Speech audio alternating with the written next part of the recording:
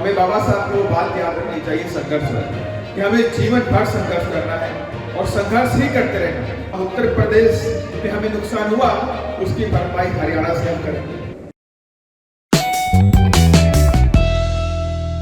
Bahujan Samaj party जिंदाबाद, Bahujan Samaj party जिंदाबाद। TSP की क्या पहचान, टीएसपी की क्या पहचान, टीएसपी की क्या पहचान। आदरणीय बहन कुमारी लाल की जिंदाबाद, आदरणीय बहन कुमारी लाल की जिंदाबाद।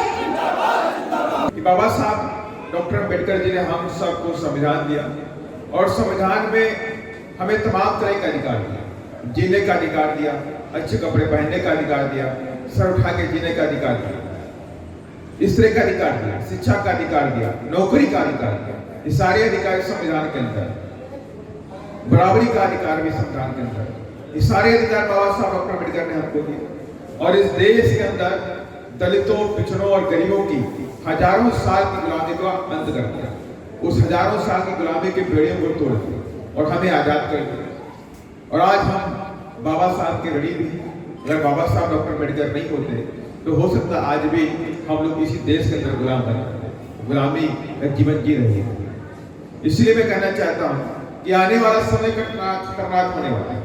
खतरनाक इसलिए इस देश में जंग शुरू हो चुकी है और एक वो जंग है जो बाबा साहब के संविधान को मिटा देना चाहते हैं और एक तरफ वो लोग हैं जो बाबा साहब के संविधान को बचाना चाहते हैं। और बाबा साहब की मूर्ति आप सभी लगाते हैं, आप घर में फोटो भी होगी और बाबा साहब की मूर्तियों में इशारा होता है। बाबा साहब की मूर्ति का मतलब होता है बाबा साहब का विचारधारा। बाबा साहब ने कभी नहीं कहा कि आप मेरी मूर्ति की पूजा करो। बाबा साहब ने कहा अगर आप मुझे ढूंढना चाहते हो तो किताबों ढूंढ लो, किताबों में आप मुझे पाओगे, संविधान में मुझे पाओगे। इसलिए बाबा साहब की मूर्ति में हम सभी लोगों के बाएं हाथ में किताब और दाहिने हाथ में उंगलियों का इशारा देखते हैं। बाबा साहब ने उंगलियों के इशारे से कहा जाओ मेरे बच्चों शक्ति के मंदिर पे कब्जा कर लो, by capture the temple of power for your emancipation bye by.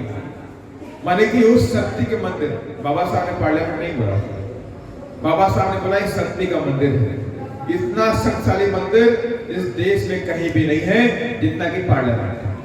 जाओ बस मेरे बच्चों उस शक्ति के मंदिर पे कब्जा कर लो बाई बाई। ये बात बाबा साहब ने कही।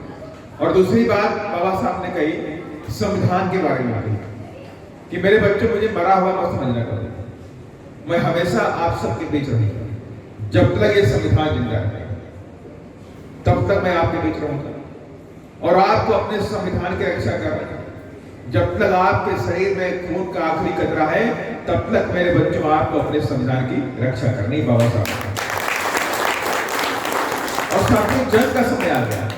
आज इधर तमाम ऐसे लोग मरवादी विचारधारा के लोग, आज तमाम ऐसे लोग हमारे संविधान पे हमला कर रहे। और यही नहीं, अभी आपने देखा तेलंगाना के मुख्यमंत्री ने बोला ये वक्त आ गया है कि संविधान बदल देना चाहिए। वही का निजामाबाद का बीजेपी का जो सांसद है उसने बोला कि हम संविधान बदल के रहेंगे। तो मतलब इनके मनसा है क्या, कहीं ना कहीं से मन में बात चल रही है संविधान को बदलने की। आए दिन कोई ना कोई उनका आदमी, कोई ना कोई उनके संगठन का आदमी संविधान के बारे में कुछ ना कुछ उल्टा पुल्टा बोलता है। आप सब जानते हैं, भले मीडिया नहीं बोलती है लेकिन सोशल मीडिया के जरिए आप तक पहुंच जाती है। एक बात तो आती है जब बात कहीं से शुरू हुई है तभी बातें निकलती, बिना चिंगारी की आग नहीं होती। और आग है तो धुआं उठ रहा है, ये धुआं उठ रहा है तो मतलब के मनसा इनके मन में है कि हमारे संविधान को खत्म कर और ये नया संविधान लाना चाहे। तभी मैंने कहा कि इस देश में जंग होने वाली। एक तरफ वो लोग होंगे जो अपने संविधान को बचाने के लिए जंग लड़ेंगे और एक तरफ वो लोग हैं जो हमारे संविधान को खत्म करने के लिए। अब जंग शुरू होने वाली और ये जंग जो होगी ये बंदूक, तलवार, गोली, बारूद से नहीं होगी। ये जंग होगी आपके वोट से, जो बाबा साहब ने हमें हथियार दिया है वोट का।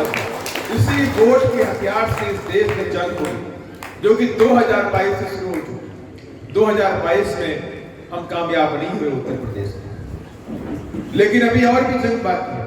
ये मत समझिए कि 2022 में उत्तर प्रदेश में हम कामयाब नहीं हुए तो ये जंग हमेशा के लिए हार गए।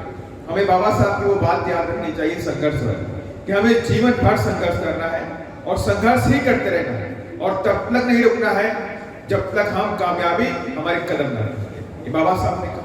अगर उत्तर प्रदेश में हम कामयाब नहीं हुए तो इसके मतलब ये नहीं है कि हम हरियाणा में कामयाब नहीं होंगे। इसका मतलब ये नहीं है कि हम दिल्ली में कामयाब नहीं होंगे। इसका मतलब ये भी नहीं है कि राजस्थान, मध्य प्रदेश, छत्तीसगढ़, तेलंगाना में कामयाब नहीं हो सकते। हम कामयाब होंगे। हम उत्तर प्रदेश में हमें नुकसान हुआ उसकी भरपाई हरियाणा से हम करेंगे।